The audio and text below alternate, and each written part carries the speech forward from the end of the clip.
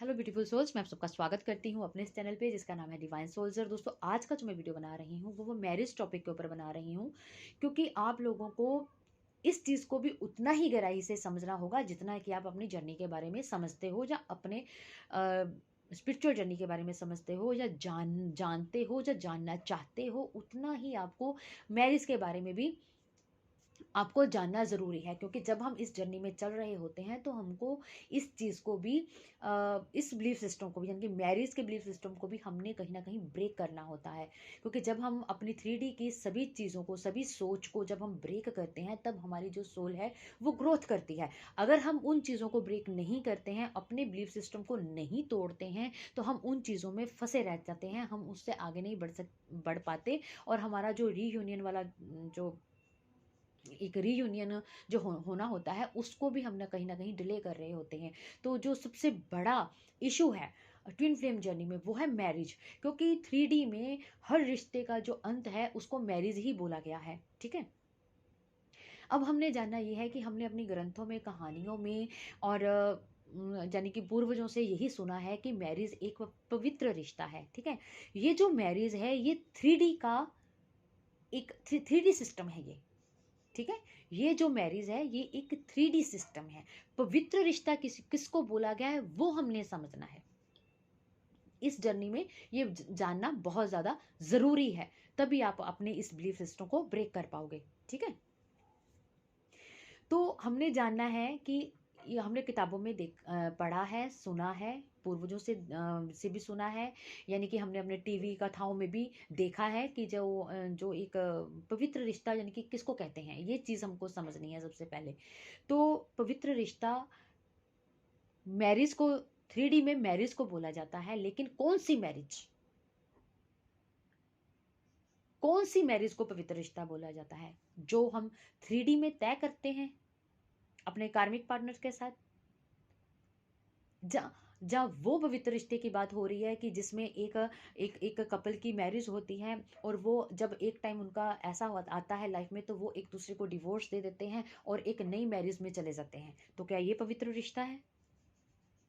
या फिर ये पवित्र रिश्ता है कि घर में घरवाली होती है, या हमारा कि अपना एक पार्टनर होता है, लाइफ पार्टनर होता है, लेकिन साथ में हम बाहर भी किसी के साथ रिलेशनशिप में होते हैं? तो क्या ये पवित्र रिश्ता है? ठीक है। तो हमने जानना है कि कौन से रिश्ते की बात की गई है कथाओं में, पूर्वजों या देवी देवताओं में, जो एक परंपरा परंपरा थी, तो वो किसके ऊपर मतलब कि बोल रहे थे कि ये एक पवित्र रिश्ता है। ठीक है। जैसे कि हमने देखा है कि जो शिव और शक्ति हैं, जब उनकी जब मैरिज है, वो एक पवित्र रिश्ता है। विष्णु और लक्ष्मी जी का वो एक पवित्र रिश्ता है। ठीक है। राम जी और सीता जी, वो एक पवित्र रिश्ता है। वो पवित्र रिश्ता कैसे है? मैरिज तो उन्होंने 3D में भी आके की है। ठीक है। लेकिन पवित्र रिश्ता क्यों है? क्यों उस उनकी शादी को पवित्र रिश्ता बोला जाता है? वो पवित्र रिश्ता है। ठीक है। क्योंकि उन्होंने जितने भी जन्म लिए हैं, उन्होंने अपने डिवाइन काउंटर पार्ट को ही चुना है, किसी कार्मिक पार्टनर को नहीं चुना है। विष्णु और लक्ष्मी जी ने भी जितने भी अवतार लिए हैं, तो उन अवतारों में भी उन्होंने अपने काउंटर पार्ट, यानी कि विष्णु जी ने लक्ष्मी जी को और लक्ष्मी जी ने विष्णु जी को ही चुना है। तो वो पवित्र मैरिज है, वो पवित्र रिश्ता है। अब हम ट्विन फ्लेम सोल के ऊपर आते हैं। ठीक है। जैसे अब हम ट्विन फ्लेम सोल के बारे में बात करेंगे, तो हमको थोड़ा पीछे जाना पड़ेगा। जब ये ट्विन फ्लेम सोल परमात्मा में ही थी, जब जब ये पैदा नहीं हुई थी, हम तब से शुरू करते हैं इस चीज़ को समझने के लिए कि पवित्र रिश्ता कैसे है ये। देखिए, जब ये सोल, ट्विन फ्लेम सोल, जब अपने परमात्मा के गर्भ से पैदा हुई, तो ये एक डिवाइन अंश थी। यानी कि डिवाइन अंश का मतलब कि इनके अंदर भी वो सारे गुण थे जो इनकी मदर के अंदर थे, यानी कि जो डिवाइन मदर के अंदर जो सारे गुण हैं, वो इस सोल के अंदर भी हैं। ठीक है। जब ये अपने परमात्मा के घर से एक जर्नी तय करने के लिए निकलती है, तो जब ये अर्थ में एंटर होती है, तो ये दो भागों में बट जाती है। अब यहाँ पर ये समझना है कि ये जो सोल है, यानी कि जो डिवाइन सोल परमात्मा के गर्भ से जो पैदा हुई है, ये भी एक डिवाइन अंश है, इसमें वो परमात्मा वाले सारे गुण हैं। लेकिन जैसे ही ये अर्थ पर एंटर होती है, ये सब कुछ भूल जाती है। ये अपने अपने काउंटर पार्ट को दोनों ही भूल जाती हैं कि ये कहाँ से आई हैं। और इन दोनों का जो काउंटर पार्ट है, जो डिवाइन सोल है, ये दोनों, तो इन दोनों का जो आपस में जो बट गई हैं, इन दोनों का काउंटर पार्ट कौन है, ये भूल जाती हैं। तो ये भूलती हुई जब अपनी जर्नी को तय करती हैं तो उस जर्नी में ये कर्म कांड करना शुरू कर देती हैं, जिस कर्म कांड की वजह से ये अर्थ के जो रूल रेगुलेशंस जो दुनिया ने ही बना रखे हैं उस रूल रेगुलेशंस को फॉलो करती हैं और अपने कर्म कांड करने के हिसाब से उस कर्मा को निपटाने के लिए ये अपने कार्मिक पार्टनर्स के साथ मैरिज करती हैं। ठीक है, ये जो कार्मिक पार्टनर इनके लाइफ में होते हैं ये एक पवित्र रिश्ता नहीं है, ये सिर्फ अपने कर्मा को फ्री करने के लिए उस कर्म को करती हैं, उनको करना पड़ता है क्योंकि कहीं ना कहीं उन्होंने ऐसा कर्म कर डाला है। ठीक है, अपने कर्मा से फ्री होने के लिए इनको वो शादी करनी पड़ती है, लेकिन वो पवित्र रिश्ता नहीं है। पवित्र रिश्ता किसको बोला गया है मैं बोल चुकी हूँ कि जैसे शिव और शक्ति, विष्णु और लक्ष्मी जी, राम जी और सीता जी, क्योंकि उन्होंने अपने हर जन्म में अपने ही काउंटर पार्ट को चुना है, किसी कार्मिक पार्टनर को नहीं। लेकिन इस जर्नी में जब ट्विन फ्लेम सोल अपनी एक जर्नी तय कर रही होती हैं तो ये खुद ही अपनी इस जर्नी को बिगाड़ देती हैं, कर्मा करके, गलत कर्मा करके। ठीक है, लेकिन जब वो ट्विन फ्लेम जर्नी में एंटर होती हैं, यानी कि अपने अवेकनिंग के प्रोसेस में आती हैं, यानी कि अपने स्पिरिचुअल जर्नी में अपने आप पर स्पिरिचुअल वर्क करना स्टार्ट करती हैं, तो इनको ये सब याद करवाया जाता है। कौन याद करवाता है? डिवाइन याद करवाते हैं, आपके एंजल्स याद करवाते हैं कि ये जो जितने भी कनेक्शन हैं ये आपके कार्मिक हैं। ठीक है, आपका जो पवित्र रिश्ता जिसके साथ है वो आपका काउंटर पार्ट है, आपकी डिवाइन सोल है, आपका जो आत्मा का दूसरा टुकड़ा है वो है आपका पवित्र रिश्ता। आपने इस चीज को समझना है, मेरी बात को गहराई से जाकर समझने की कोशिश कीजिएगा। ठीक है, तो ये है पवित्र रिश्ता। अब हमने क्या करना है, अब जब हम ट्विन फ्लेम जर्नी में चल पड़े हैं तो हमको इस बिलीफ सिस्टम को तोड़ना है कि हमने मैरिज करनी है, क्योंकि जो मैरिज है वो 3D के हिसाब से बनी हुई है, कर्मा के हिसाब से। आप तो ऑलरेडी ही डिवाइन काउंटर पार्ट हो एक दूसरे के, आप पति पत्नी ही हो जिसको डिवाइन ने एक दूसरे के लिए बनाया है, आप डिवाइन के द्वारा बनाए गए कपल हो। तो ये एक पवित्र रिश्ता है, ये एक रियल रिश्ता है। बाकी सब कार्मिक रिश्ते हैं जो अर्थ पर आके बनते हैं, और जब आप मोक्ष पाते हो, जब मुक्ति पाते हो, तब ये जितने भी कार्मिक जो आपके रिश्ते हैं वो यहीं अर्थ पर रह जाते हैं। लेकिन जो आपका रियल रिश्ता है, जो आपकी रियल सोल है, जो आपका रियल काउंटर पार्ट है, जो आपका रियल आपका डिवाइन सोल है जो आपकी, वो आपके साथ वापस दोबारा आपके भगवान के घर भी जाती है, वही एक सोल है। तो उसको आपने एक पवित्र रिश्ता माना गया है, उसके साथ जब आपकी मैरिज होती है तो वो एक पवित्र मैरिज मानी जाती है, वो एक पवित्र रिश्ता, वो एक पवित्र विवाह माना जाता है। तो इसको आपने समझना है। ये सब मैं इसीलिए आपको बोल रही हूँ कि आपने इस सिस्टम को, इस मैरिज के बिलीफ सिस्टम को आपने ब्रेक करना है। अब हो क्या रहा है, जब हम ट्विन फ्लेम जर्नी में होते हैं तब हम जान जाते हैं कि वो हमारा काउंटर पार्ट है, वो हमारा डिवाइन सोल है वो भी, और वो हमारा ही काउंटर पार्ट है, वो हमारा डिवाइन काउंटर पार्ट है। हम जब इस चीज़ को समझ जाते हैं तो हम उसकी इच्छा भी छोड़ देते हैं, यानी कि हम उस विचार को अपने दिमाग से ब्रेक कर देते हैं, उसको छोड़ देते हैं कि हमने उसको पाना है, क्योंकि वो ऑलरेडी ही हमारा है। ठीक है, तो इस तरीके से हम उस चीज़ को, ऐसा नहीं है, मेरे कहने का मतलब ये नहीं है कि वो शादी नहीं करते हैं, लेकिन वो उस बिलीव सिस्टम को, मैरिज के बिलीव सिस्टम को ब्रेक करते हैं। आपको भी करनी है।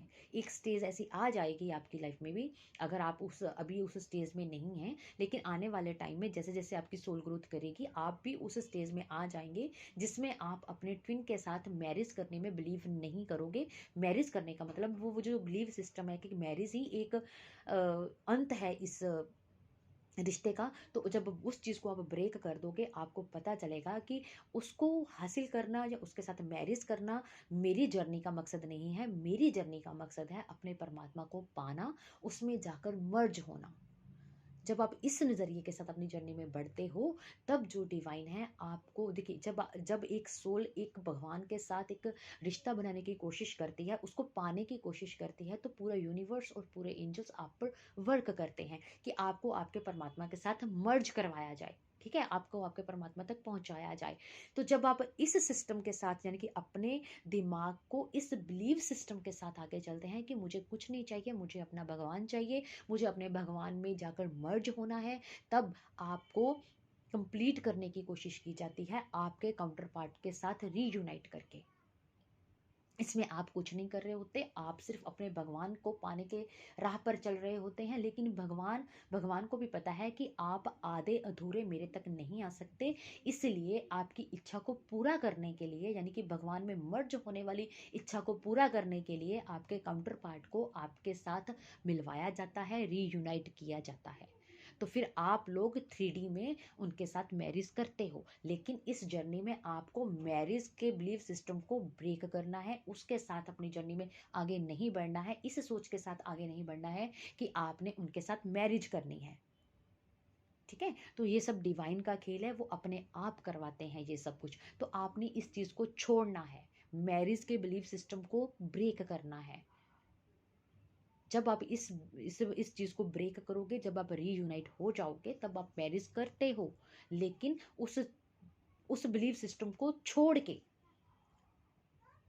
बल्कि इस चीज को धारण करके कि हमने मोक्ष पाना है, मुक्ति पानी है, इसलिए हम लोग रीयूनाइट हुए हैं, ना कि एक दूसरे के साथ फिजिकल होने के लिए हम लोग रीयूनाइट हुए हैं। तो ये चीज आपको समझनी है। ठीक है, तो इस पवित्र रिश्ते को, यानी कि जब हम डिवाइन के बनाए हुए, हमारा जो डिवाइन ने हमारे लिए एक डिजाइन किया हुआ हमारा एक काउंटर पार्ट है, एक डिवाइन सोल है, जब हम उसके साथ रेजुनाइट होते हैं, उसको हम पवित्र रिश्ता मानते हैं। अब हमने सुना है कि शिव शक्ति जी ने भी तो शादी की थी, विष्णु जी ने भी शादी की थी, तो किससे की थी? उन्होंने अपने काउंटर पार्ट से ही की थी, उन्होंने किसी अदर कार्मिक के साथ नहीं की थी।